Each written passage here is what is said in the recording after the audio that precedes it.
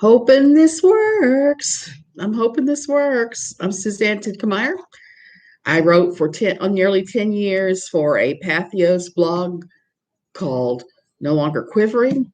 Now I just do my own thing.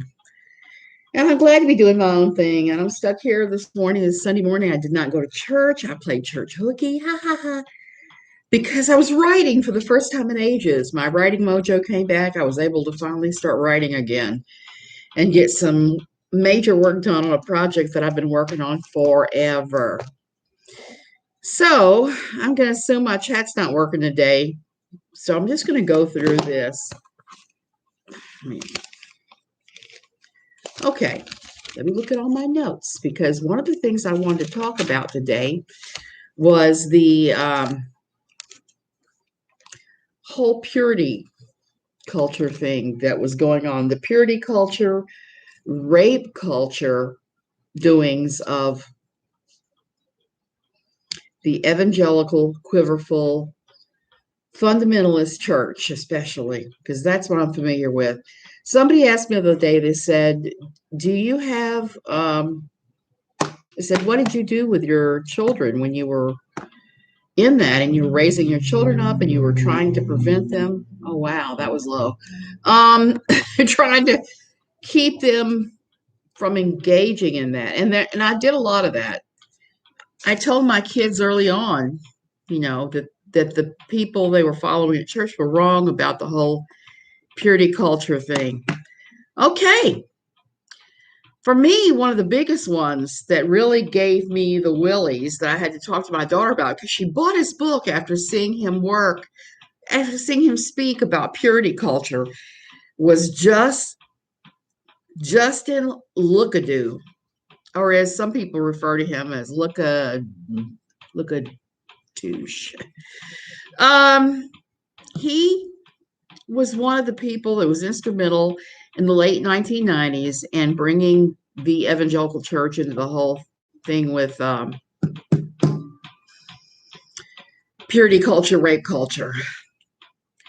He actually said about girls in his book, Are You Dateable? To shut up. He said, know when to shut up if you're a girl because you'll ruin the whole thing. And he was promoting the whole courtship ritual thing that you don't date. That's what Are You Dateable and his other books were about. It was not about dating. It was about focusing on God and letting God pick your spouse and have courtship, not to have regular go on a date and marry. Go on a date, form a relationship, form a strong bond, and marry. None of that. With Lookadoo, it was all about that. He also said that real men who are stronger and more dangerous get the chicks. Now, if that is not a lie straight out of the 1950s, I don't know what is. He was part of the whole macho man thing that Mark Driscoll and Mars Hill preached. Lookadoo was down in Texas, but he was promoting the entire thing. And my daughter just ate it up, my youngest. And I kept saying to her, look, this is not how male-female relationships work. This is not exactly at all how any of this works. Like the lady. And I would talk to her. I don't know how much it went into her brain, but at that point, she was definitely a Lookadoo fan. And a Lookadoo fan and was reading the book and not dating. And she had guys that had bought her flowers and things that she just would not go out with. She just said, I don't date. I'm waiting for marriage. And we're not even talking about the issues of having lovely, carnal, fun time with other people. We're talking about just dating. And if they're this twisted up over dating, you can just imagine what the thoughts on relationships that were carnal in nature. I was just going to say that. Lookadoo has on his page, for a long time, he had a statutory rape joke right on his front page of his website. That's the kind of dude he is. He's right up there with Mark Driscoll, that he thinks that women are penis homes and women are supposed to be quiet and do the thing. And his book, like I said, Are You Dateable, was ridiculous. One of the things that happened to him is he started getting in trouble. So he still has his website, he still goes around and talks, but he has a lot less influence than he once did, because after a DUI arrest in 2014, he was described by the Dallas papers as a date rape apologist. And there's a lot of truth there if you look at his theology and the things he did. It was found in a vomit-filled car, smelling to high heaven of alcohol. And he pretty much lost a lot of his audience. At one point, he was going around to Texas public schools, and he was speaking at public schools and receiving some pushback finally. So he has kind of dropped off the radar. The other big one I want to talk about that had to do with my kids and our church and not dating and waiting for marriage because you're having courtship was Joshua Harris. Joshua wrote a book in the mid-90s, I think it was, called I Kiss Dating Goodbye, that promoted for the first time the whole courtship rituals. Courtship leading to marriage. No dating, no fooling with other women, no nothing, no flirting. Here's the interesting thing to me about Joshua. Back in 2015, he started to back away from his own book. He asked the publishers to stop publishing the book. It was pulled off the market. He is super denied it. And he called purity culture toxic on a number of live streams. I've seen him interviewed over and over again. And he left Christianity. He pulled the book from sale. I don't know how much more out there you can get than to do that. But he did that. For me, with my kids, those were the important books that were pushed by their church, and they were told to be pure, wait for marriage, not to date. Neither one of my kids dated until they were like 17 or 18 years old.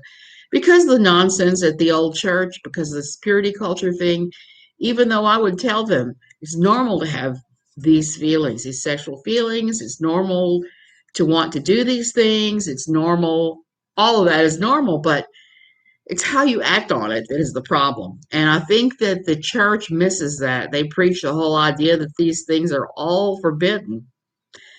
And the sad part about it is there was the same amounts of crushes and, I'm going to say, emotional hookups among the teens of the church where I went than there were pretty much anywhere in the world. I think it's pretty normal when you're 13, 14 to have crushes. It's not normal to act on them all the time in a way that the churches accuse people of acting on, and they usually don't. It's usually a moot point by all of that. So the other thing I have to talk about the damage that the purity culture does. When you have this purity culture, rape culture, where you say that men are not in control of their drives, it animalizes men and it infantilizes women. It turns women into kind of blow-up dolls, a real doll that walks and talks and makes biscuits and gravy, instead of what it actually is, which is a really toxic thing. I mean, we can see that play out right now with Josh Duggar. Josh Duggar, in my opinion, is the best example of what happens when you do purity culture and the whole courtship thing, and you suppress any normal feelings of sexuality that a teenager has that are normal. They're part of your development to help you develop to be mature and one day be married or not married, just to be a normal human being. When you suppress those urges, crazy things happen. And what do I mean by crazy things? We just have to look at Josh as where he started, which the earliest thing we know of is him touching his sisters. That's bad, but you would think, well, that was youthful hijinks. I heard so many people give that excuse about Josh. I don't believe it was youthful hijinks. I believe it was a serious sign that something was super wrong with the way that the Duggars are raising their children. They chose to ignore it. Josh got in trouble supposedly working for the Jim Holt campaign. He was supposedly courting one of the daughters, I heard. And they discovered that he was looking at porn on the campaign computers, and he was booted out of there. And the relationship between Jim Bob Duggar and Jim Holt was torn up because of Josh's doings. The other thing about all that is that he went on to do worse and worse. If you look at what Josh did, starting with touching his sisters, the Jim Holt thing, then he started going to strip clubs in Arkansas. And when he moved to DC, he also went to DC area strip clubs. And I've heard he went to strip clubs in other areas. Okay, that's pretty normal for a lot of guys, but somebody raised in that kind of thing, you would not think would do that. He also started looking on Ashley Madison to have an affair. Started having an affair. He slept with prostitutes, apparently. He slept with a porn star. He paid her. That's what I mean by a prostitute. She sued him. It went sideways. And now here we are. Here we are. He has downloaded the worst pedophile film ever made, Destroying Daisy, or Daisy's Destruction. I can't remember right now which way it is. The abuse of an 18-month-old baby. That's where we are now. That is where purity culture can lead if you suppress normal urges and you make sex some kind of big old thing that somebody can never have, who has curiosity about it. Normal curiosity. It's normal to be curious as a kid. And he was not in a environment where he could go to his parents and ask, or be provided with any kind of normal, real sex ed material. Even public school would have given him a better sex ed education than what he received. So there's that. Another big case of showing how toxic the purity rape culture is. Last July, it came out that new independent fundamentalist Baptist Pope, we call it that Pope sarcastically, Stephen Anderson, had a big sex scandal on his hands. I guess sex scandal is not really the right word. What would I call it? A crime. Okay. Some of the young men of the church who were over 18 and over, started having inappropriate conversations with girls that were no more than about 14, 15 years old. There was a lot of abusive kind of behavior going on and things said. I don't think there was anything that happened. I don't think anybody slept with anybody, but there was everything short of it on the chats. Over 500 pages. I did see that. I had a copy of it at one time. And what happened was when Anderson found out, he booted the girls' families from his church for complaining about it and told them to shut up. So because of their crazy purity culture, and these kids were just acting out in the worst way. So he blamed the girls for what happened. He booted all the girls' families from his fellowship. And it got really awkward. I think one of the families lived right next door to him or a few houses down. He booted all of them, said they were to shut their damn mouths. That's the words he used. And his oldest son, who had done a lot of these behaviors, he took the elder son and shipped him off to California to live with the grandparents. So Solomon Anderson went off to live with his grandparents in California. When I entered the picture and started writing about this for NLQ, one of the things I did was I talked to a lot of the families of the girls. Some of them who slipped me videos of Anderson talking about this thing and telling everybody to shut up. Here's the scary thing. You have to know that Anderson's followers are not the most sophisticated bunch in the world. They were the kind of people who would take anything he said as gospel truth, including how to deal with these situations. None of them seemed to know that what had happened was a crime. They seemed to think, well, it's bad, but we got kicked out and our girls are away from those boys. And so as bad as it was, and as bad as I hate now Anderson, it is what it is. Nobody really realized that this was some kind of crime and that any of them could walk into the police department in Phoenix and file. I talked to a pile of them, and eventually some did file, and there was an investigation, and CPS was involved. I know that Susanna Anderson and Stephen had a really rough time of it and were very upset by everything that happened, blame the girls. And that's so typical of evangelicalism and fundamentalism, I sometimes call it. It's to blame the victims of any kind of wrongdoing.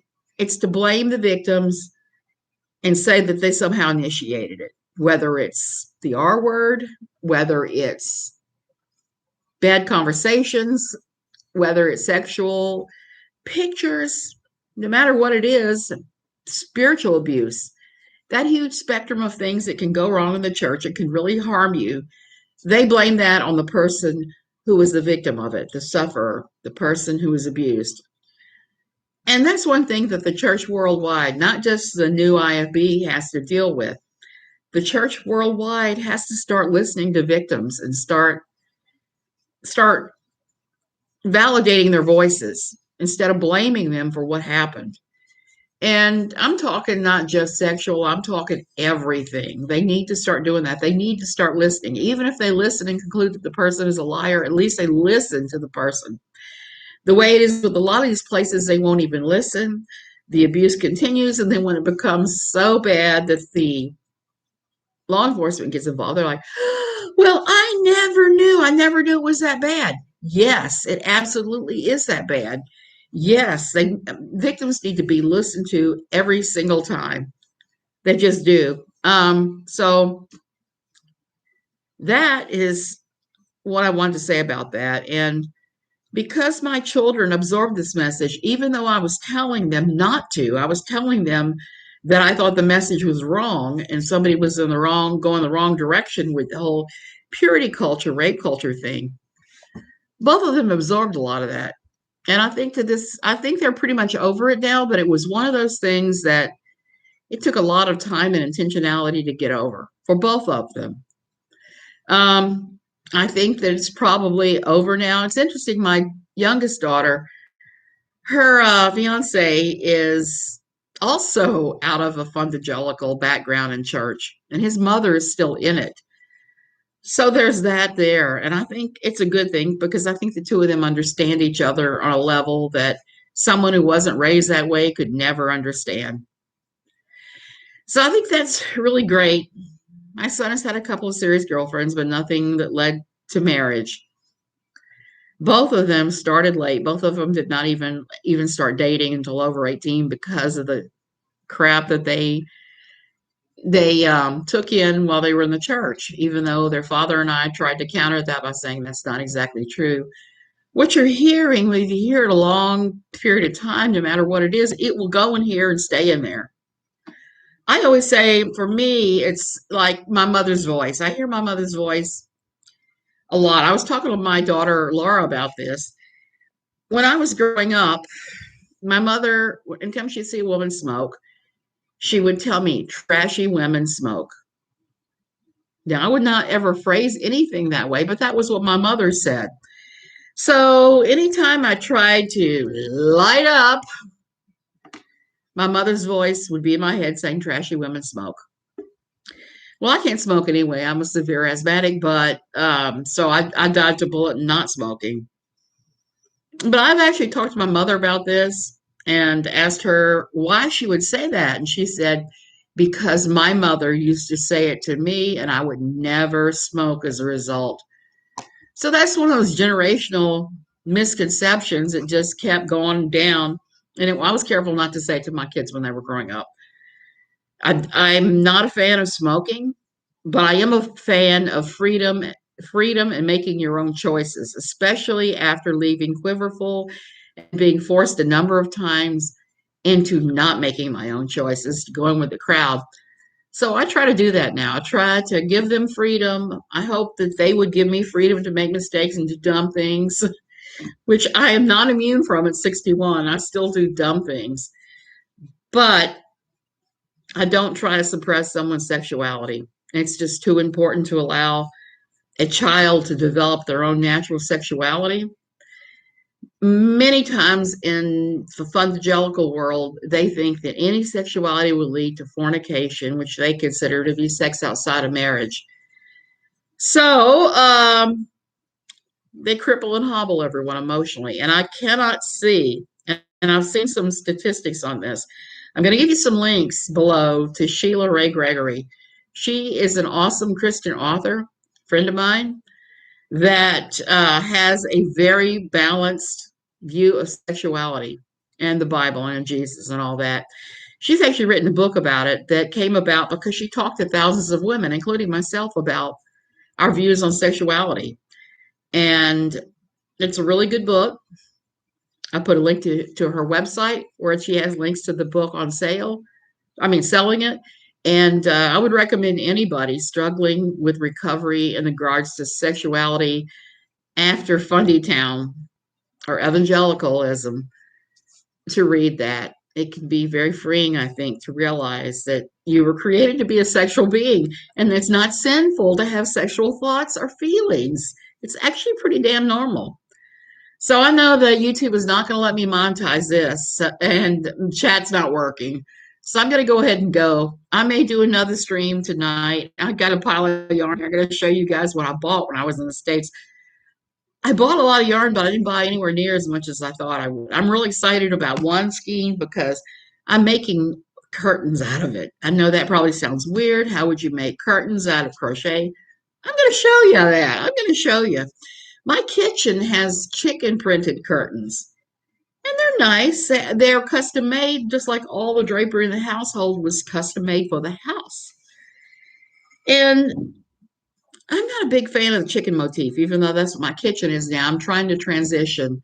And the first bit of transitioning is taking down those chicken drapes and washing them and packing them away with the pale pink little girly drapes I had in one room that came and everything else. So I'm going to use this yarn in some wild colors to make a crocheted valance in the kitchen to replace those damn chickens. Okay, you guys, I'm gonna go. I may be back later, especially since chat's not working and I'm getting no feedback. I don't know if anybody's listening or not beyond the few people that are logged in. So it is what it is. We're talking about sex today, and it's always going to be a sticky subject, sex and modesty in the church, when it needs to be a natural thing for everyone, and kids need to know that they can have sexual feelings, and it's perfectly fine. Okay, you guys, I'll see you later.